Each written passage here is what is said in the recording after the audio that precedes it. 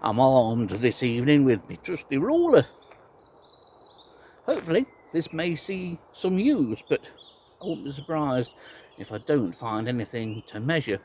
If you see this path at the back of me and you've watched this channel for any longer than a couple of years, you'll know exactly where I am and what I'm doing. But yes, this is Clipston Quarter. This is the sustenance path on which Dillis and I surveyed for glowworm larvae every spring for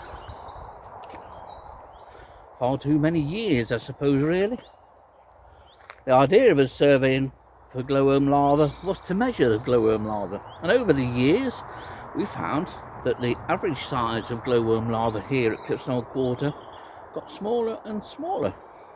You may well be looking at a screen full of data, and I'll be asking questions later on that, but in the meantime it would be nice if, and by the time I've got to the very top, as far as you can see, I may have found one or two said glowworm larvae. It is quite early still, but it's been a beautiful day today. Out of the wind or the breeze, it's been very pleasantly warm, and I'm hoping that the odd glowworm larva may have made it onto the path.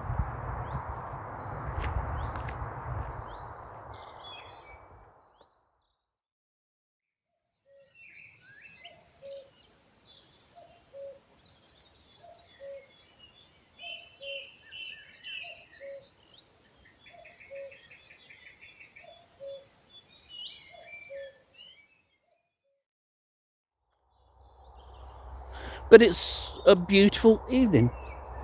Pretty much a crystal clear blue sky. The sun, as you can see, getting extremely low in the sky. We're approaching about 6 o'clock, so I need to get my little skates on if I'm to get up and back down the sustenance path here before it gets dark.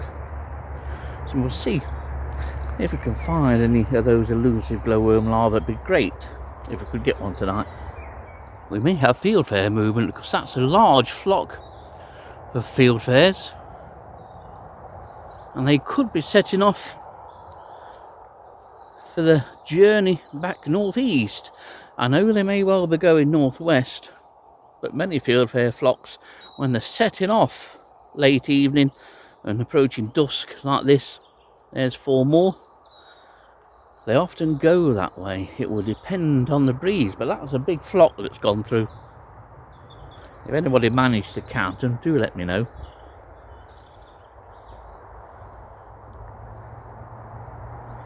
Sustenance path, Dillis and I was divided into 4 sections. This is section A, and then it follows on obviously with B, C and D right up at the top there. It's interesting to note that over the years since they relayed the sustenance path, which I think was about 12-13 or so years ago now, about 4 foot of the track on the right, as we look at it, has now grown over, and the track itself, or the path itself, is half its original width. Because of that, I've noticed that the traffic that's coming up here is starting to encroach on the actual grass strip itself. The main problem is that overgrowth of the vegetation on the right hand side of the track. As we look at it, it wants scraping back to the original width of the track. Who's going to do that? I'm at the end of section A, nothing in section A, but I thought while it's still light enough, give you an overview of the grass strip here, which after a couple of years of maintenance and resurrection, so to speak, is pretty much back from the dead, or more accurately back from the scrub invasion and bramble invasion which covered this entire grass strip. The back of the grass strip, which looks more brown because there was more vegetation there until a couple of years ago, is slowly getting somewhere near to how it used to be. And in fact, the grass strip is, and it's greened up a lot in this last week or a fortnight. But I see someone's driven across the strip actually. Might not have been recent, might have been when they cut the grass. They cut the grass once a year. That was always the preferred management. That's all the management it needed.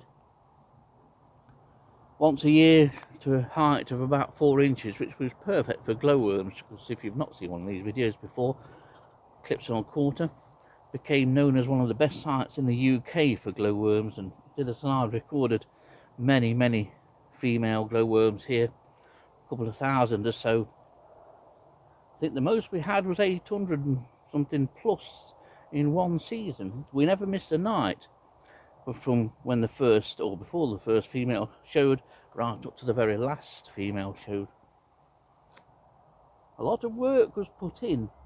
It's nice to see that the Sherwood Forest Trust have managed to get the funding and restore this place back to something near as it used to be.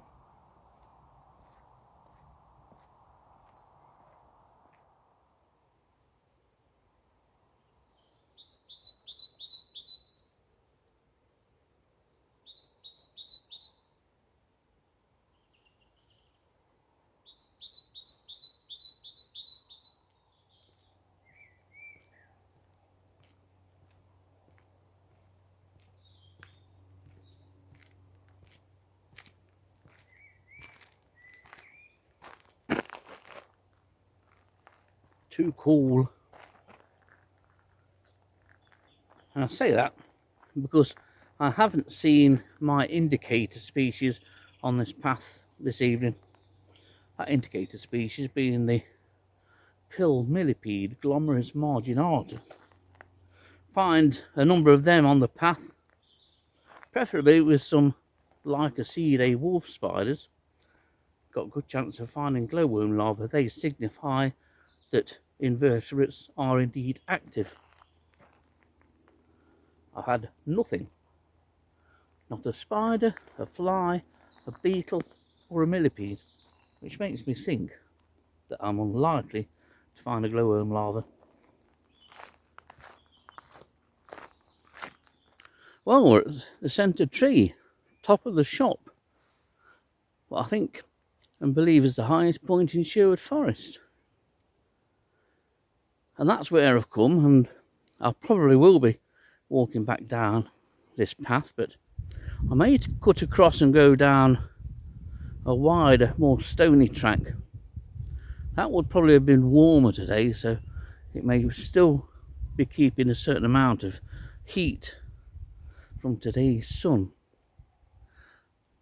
Difficult path to see larvae on though, that's the trouble, and Dillis and I never walked that path for larvae, not until September, or August and September, when we started looking for larvae, or glowing larvae this time, in the late summer and autumn.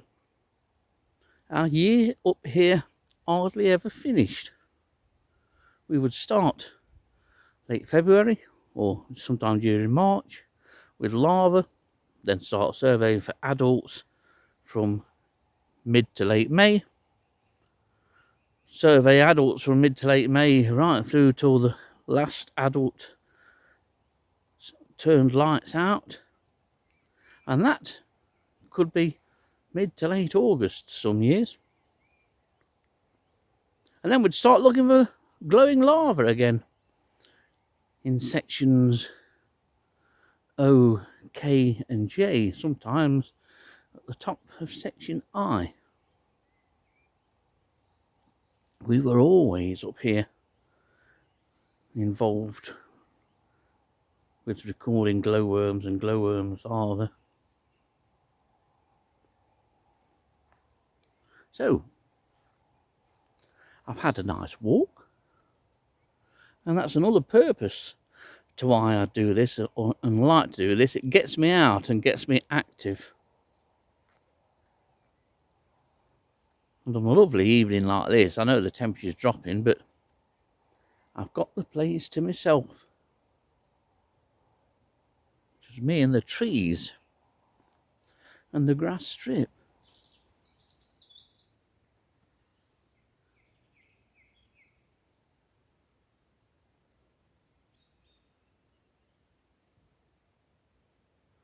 It's a fabulous place. I'm just stood the highest point of Sherwood Forest, just at the rear of the centre tree. I've got the place, as is usual this time of an evening, completely to myself. Very rare that somebody else comes along. Just me, the trees, and a developing evening chorus, which is never as strong as the dawn chorus, but is equally as impressive and has the added bonus that you don't have to get up early in the morning to witness it. Everything is starting to gear itself up for a successful breeding season, and many species have yet to arrive to begin that process. Time for home, I think.